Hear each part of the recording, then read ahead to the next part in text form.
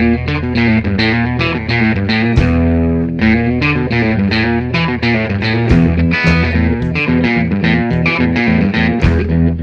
a todos e benvidos un día máis a Cotío. Como xa sabedes, o noso espazo de entrevistas en Badal Televisión. Hoxe está con nos o alcalde do Carballiño, Francisco Fumega, para facer un repaso polos temas de actualidade.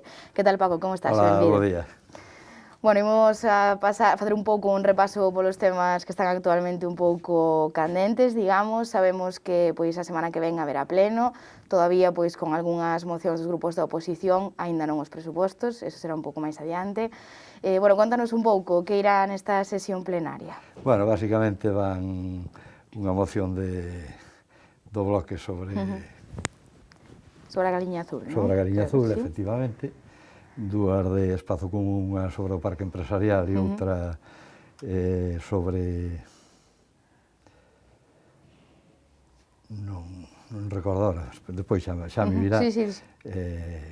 Vai unha do Partido Popular sobre a publicación dos contratos menores e non sei se entrará outra que meteron sobre o reforzo da asistencia médica no centro de saúde, basicamente. E, bueno, por exemplo, dese tema, sobre o parque empresarial, sabemos que Espazo Común asegura que hai certos problemas, por exemplo, con esa captación de auga, que non será suficiente. Como están os procesos dese parque empresarial? Os procesos están en marcha. Evidentemente, ao entrar dentro da área empresarial de Galicia, os trámites fainos a Xunta. Neste momento ten encargados os estudios sectoriais, que é a parte que lle toca.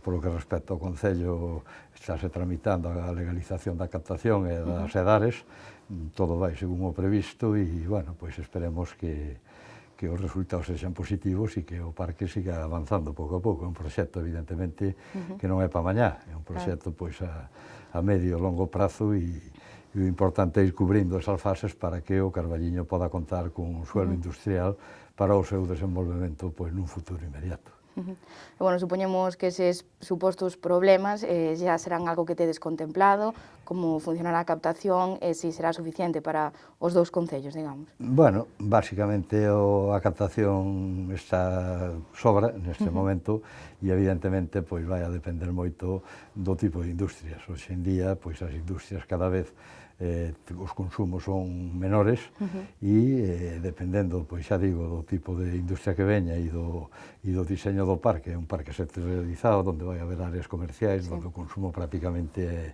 é mínimo, que pode ser aseos e pouco máis. Vai haber unha área de logística onde tamén os consumos non son importantes e en función do diseño do propio parque, pois moitos parques incluso levan unha depuradora específica para o propio parque antes de verter o que é o colector xeral. Entón, quero dicir, é un proceso que hai que desenvolver técnicamente e en función do desenvolvemento técnico que se faga van a sair os caudais tanto de captación e de abastecemento como de depuración. E, bueno, outra das mocións, neste caso do Partido Popular, fai referencia a unha problemática cos recibos do lixo para os veciños de Arcos. Creo que xa é unha problemática que levades tempo traballando nela. Non sei como está ahora a situación. Non hai ninguna moción nese sentido.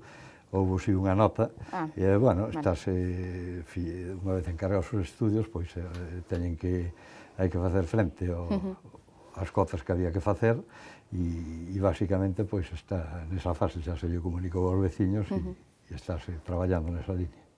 Perfecto. Bueno, gustaríame facer tamén un repaso en canto a obras que están agora activas. Sabemos que ainda se están realizando algunhas do remanente do pasado ano, pois algunhas xa as puidemos ver todos circulando máis ben polo centro do Carballiño. Contanos un pouco. Sí, bueno, neste momento hai que suliñar que levan 2 semanas prácticamente paradas pola folga de transporte. Neste momento estáse a rematar o que é a Rúa Mirto e a travesía da Rúa Mirto no que é o barrio de Flores. Estáse traballando a bo ritmo no que é a Costa Rica, que é a que baixa hacia a avenida do Parque. Estáse traballando no que é a Piñor, a Cea, todas as 4 camiños. Ahora pronto empezarán xa ca San Trocado e ca Paraño.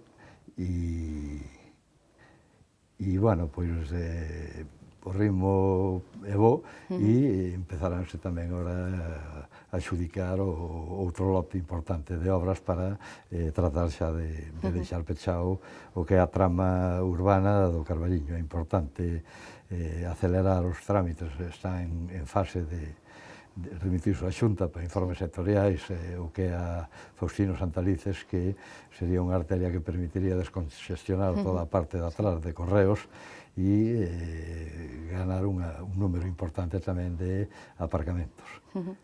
Bueno, eses proxectos creo que xa son un pouco a futuro, pensando neses orzamentos do 2022.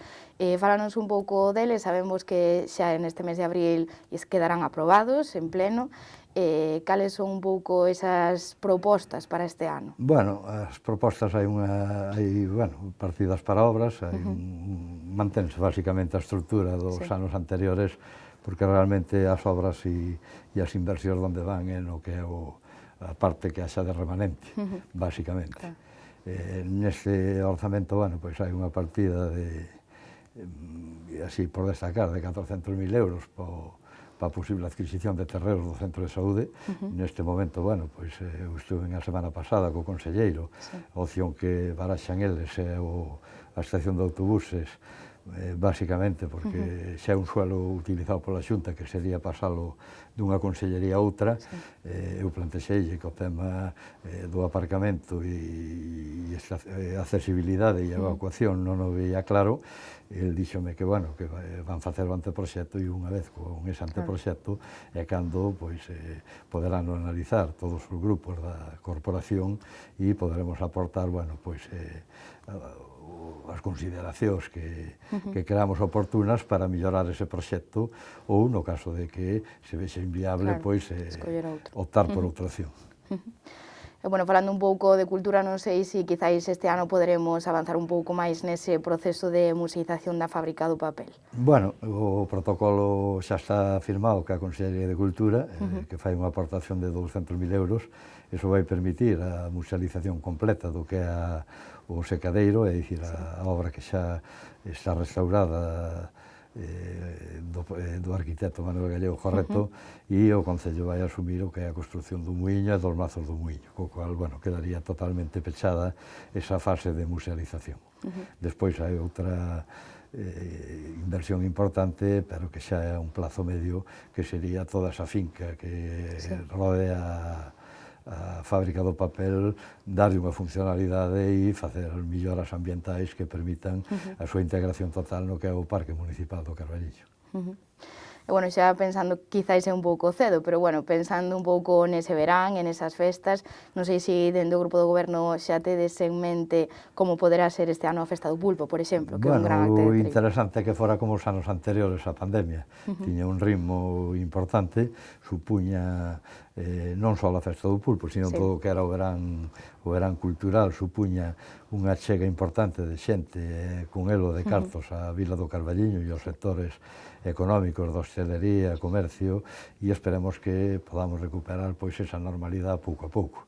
Parece que ese é o camiño, aínda que é verdade que os datos de contaxios continúan, ou parece que empezan outra vez a aumentar, pero, tamén o que parece ser é que xa é unha cousa que veu para quedarse, e que vamos ter que convivir. Entonces, esperemos que podamos recuperar o pulso e o tono dese Carballiño de antes da pandemia, que era un pobo dinámico e un pobo que toda a xente da provincia de Galicia e de fora de Galicia vía como un punto de atracción e de acollemento.